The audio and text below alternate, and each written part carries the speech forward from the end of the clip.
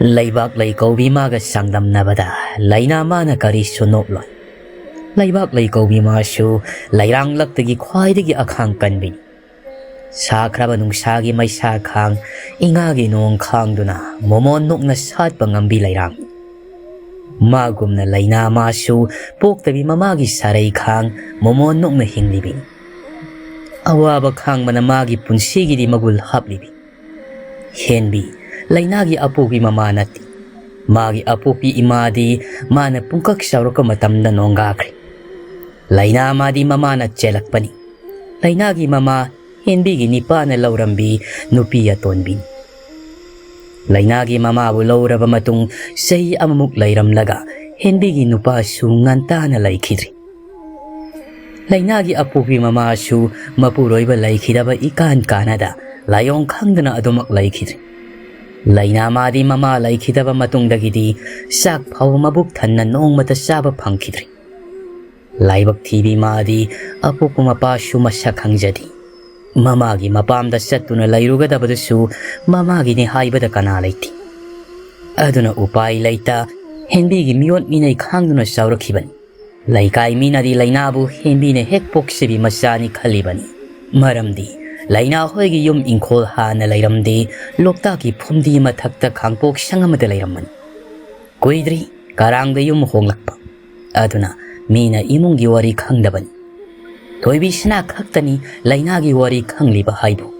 Masu simbal laikai koidi kanada sumatagi maramda wari sadi. Kaithildani Leina taha mamane hek phamba adom da laktuna nga singdo pirari. Henbi kitang saurab mi tahandana seri. Nga khazik phabada asukoiba. Ibema nangne haisini. Satkrocho. Aswaidaga koina lainu. Ai dawga yaroi. Nasaktu ubada kaithe lairi miga loina singkiba tarine. Chalo. Leina mama na ngangba wada khumbagi thauna mangonda laiti. Aduna karisu hairamda mama yo laithoktuna mayum lomda halak. Matamna dile palaita sathibana. Numidangi matam amuk oirakle.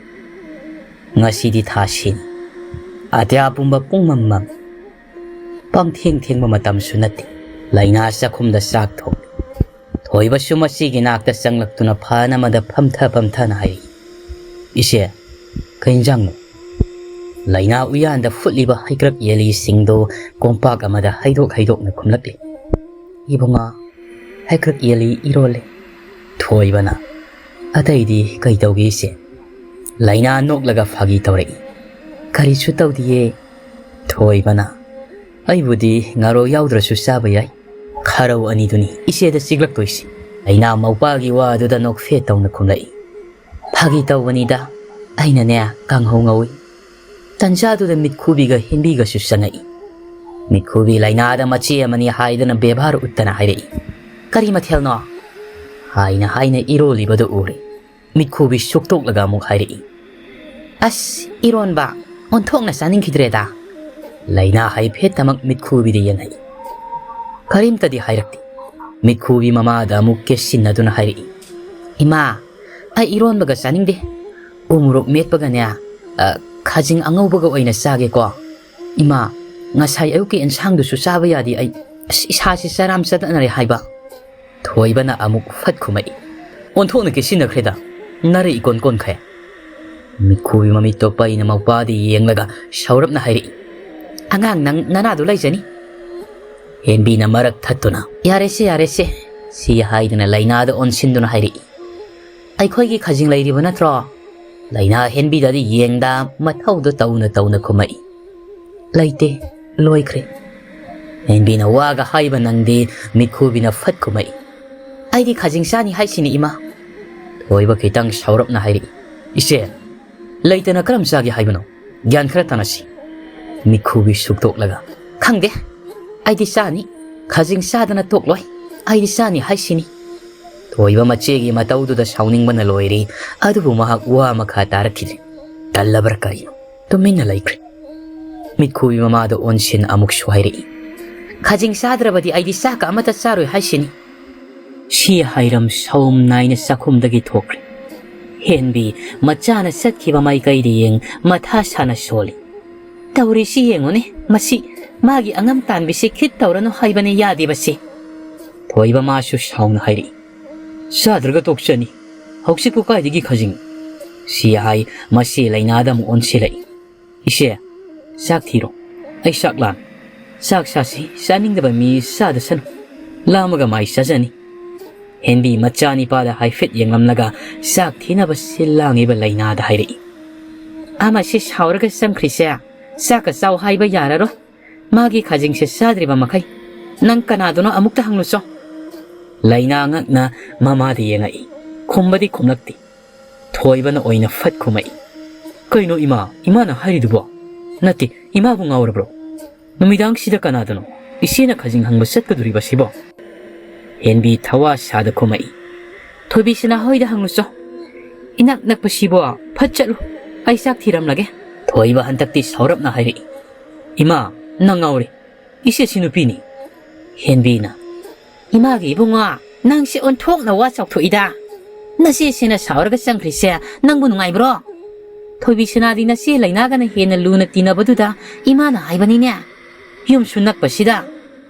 Leina karisu laitaba maram masigi, wa muksaw thok pa pamdi. Magi maramda, mawpaga mamaga kanahan basu pamdi.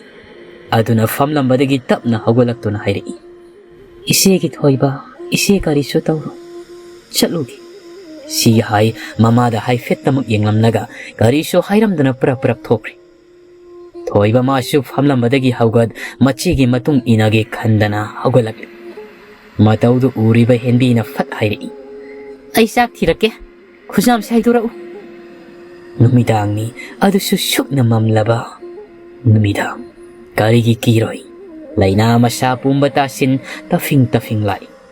Thoibi sina hoi tamna athu lakpana thawai su purakwa Mahakti kauri. Amuk halaga lauruga dabasu mama na nganglakani. Aduna mahak laurudri adumak lakli. Ikai ki thadog migi thong tinduna kaururi. Thoibi sina masu ingangai. Matani itha thajadana leplambadu ubada. Leina itap tap na hairi. Ita khajinga lay lakpra noigya. Ay kita lausagi. Hayeng amuk patagi pharaga singi. Thoibi sina noklaga. Karigi laitania laye pithok sungaidana. Nang khajing saningiro. Leina siyamjinduna. Saningi. Thoibi sina wa makha taramda imungda sangduna. Tengkol amada khajing ayaiba pikso na haplaraduna puthorakli. Aduga Leina da pirari. Sita, yaradra. Ogladro sina. Leina na. Yarani ita. Yamna nungairi. Ay siya lagi duti. Thoibi sina na amu. Ado ita. Handaki likon sana basidi nang suyaw si ko. Leina ngihak kalaga kumay. Iyeng si ita ay hayba ngamdi. Imada hangkigi. Thoibi sina na. Hoy, ado yana ba taglau ko. Nangbu, laysapon sige nungayba kang nanaloy kiba tari. Ay di nanggida maghanbada niya. Wayda ita. Leina magi maya potak tawbudu uhanduna. Kajing noklam. Paukum piramduna thonggahaladam na thogai. Thoibi sina mata na satkiba maikay yengduna layhawi. Leina masu asum mayum lomda moli lai. Mana di khangdi. Mamiya mana magi matungda srot inarak libado.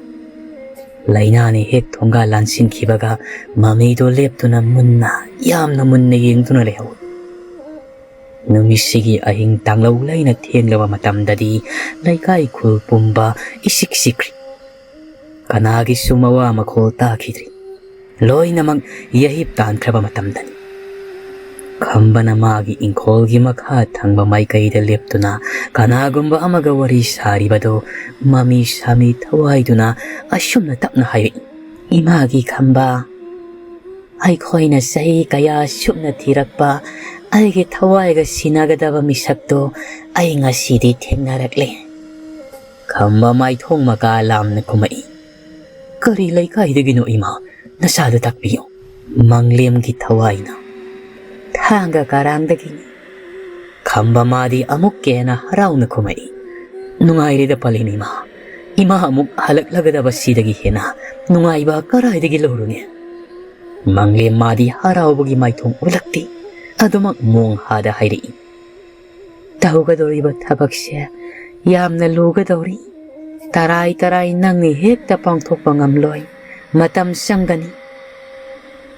Khamba napalamaga loina na khumai. Aise imagi na sani. Moirang siribon sida ay mukha isingba mithoi mihenba lairamloi. Aibu singnabigano ima nasahangamgani. Nasabu thajabiyo. Manglem kumakte saktamdudi akiba saktamda asum onthorakli. Mataudu ubada khambana khangli. Magi apugi manglem saure haiba.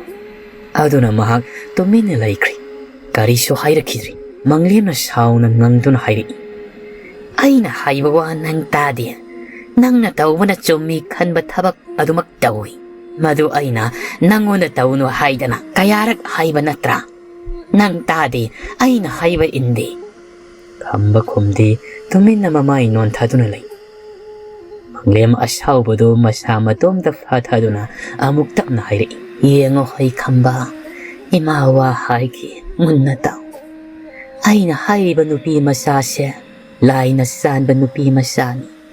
Mahagi punsida mahak mingonda lalaktri.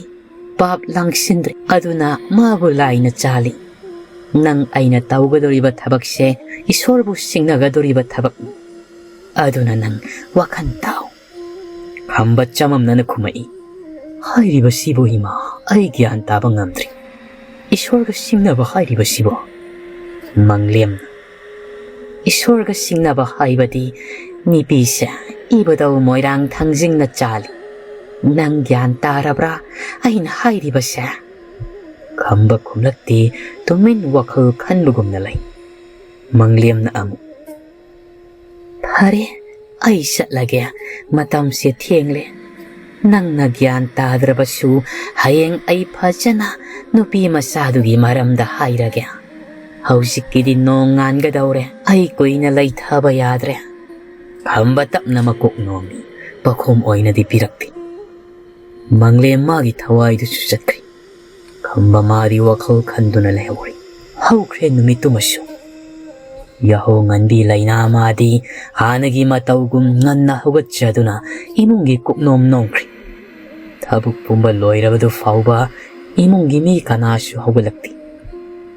Leina maupana tumliba kaduda sanglaktuna tumliba maupabu haudoktuna hairi. Isegi thoiba tabro isena kaubasi tabro tarabadinya amukta hugatlo isewa mata haigi. Thoiba mamitto noidun haugalakli. Wiri hakam sandun hairi. Kaidori ise Leinana ay thiengle ine sisa ngairamlani. Sak loiramlabani thibadi thiramdre inglani haidana. Hore nangna khara thiragane ima hoi pijako nase mikhubidaga hairunuko isegi bungo. Thoiba nokfe tawna hairi. Ise nangsu onthokna sumingamdeda. Leina maupana hairibaduga taramda adumak satlagi hairam hobi thokri. Yumdagi thoklakpaga thonganda sija ngaiduna lairam. Podyom khara sipaiduna. Sijana. Thingida Leina ngaside. Leina parap sangsin sijagi pot singdo mana khara paibiduna khumlai. Ine khara thengkre sak thonglingaida. Sija madi Leina gi paukhumduda nokfe tawna amuk hairi. Thabak phaida isadiya. Isani paga poklam labadinya imau oiramgadabani. Leina khajik tamang noi. Sija satna mangda satliba Leina gi setna punsiliba samlangduda yeng amuk su hairi.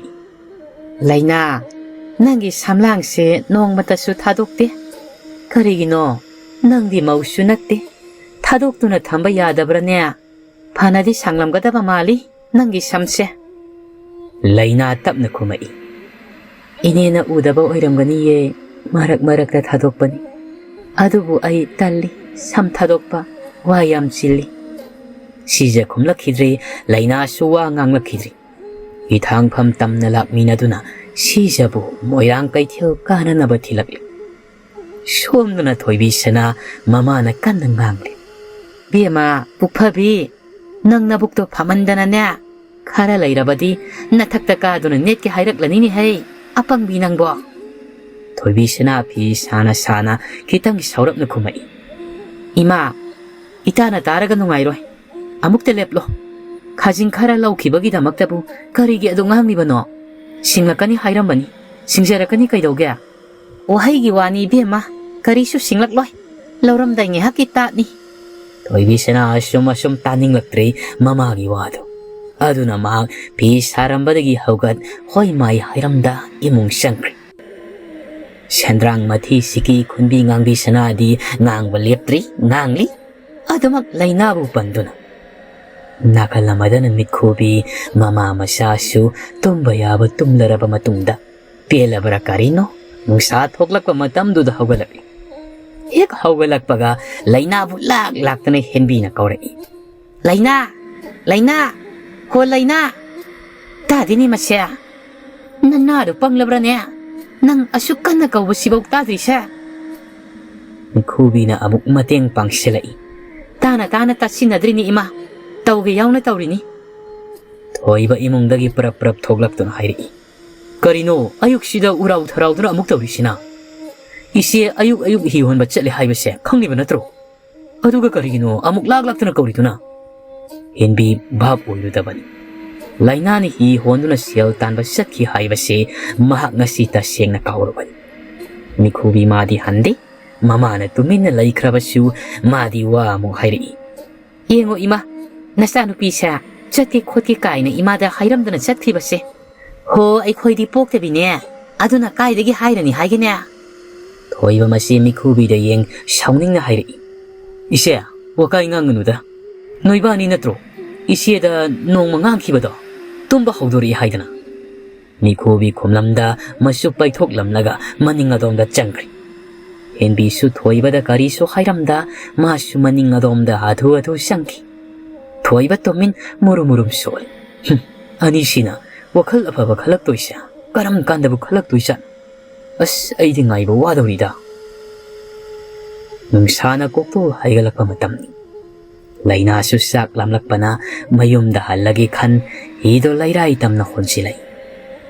Hina mafam sana he khamkibaga kupnge haiduna tauringai hiduda nipa taha kakhalakliba Leina tingak yengduna lai. Nganba hiduda irenjana famlaga mangona tingak yenglibi Leina da hairi. Aibu thanga horen pandon tamna amukta thinbiyu. Ai khara thuri. Leina karisu haidi masu hiduda phamthakri. Aduga naudu pai Heehonba haukri. Chaksu lamlabani. Adubu mahak karisu haidi. Adumak holi iyado. Mahak kautri. Nganba na magi mateng pangkibado mahak kautri. Adubu anido amaga wa karisu hainadi. Amasu honpham thokpa Heehoni. Siek muk launadi anido. Leina asum tuminna lairambadagi tapna hairi. Leina asum tumin lairambadagi tapna hairi. Nganbadadi yengda. Thagatsari ibongbu. Nganba ingangakna akoibada ko yengi. Aduga ngakna hangai. Aingondara nangna hairibadugo. Handak mukti Leina nganbada yengak mangak nomi hoi haibagumna. Nganba amuk sungakna hangai.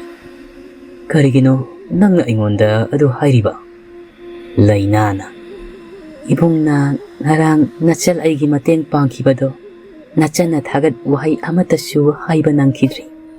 Masigidamak nachan bungakpiyo ko.